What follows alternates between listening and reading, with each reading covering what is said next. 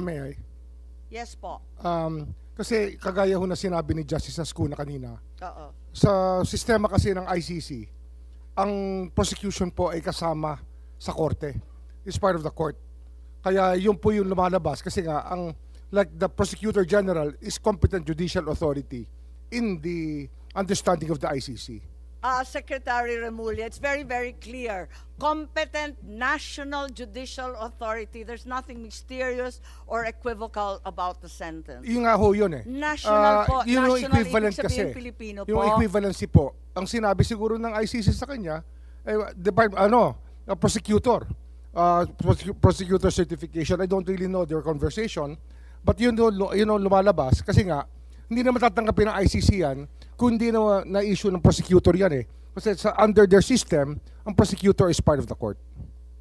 Parang nakakatuwa naman yung sagot na yan. Pero sige na lang.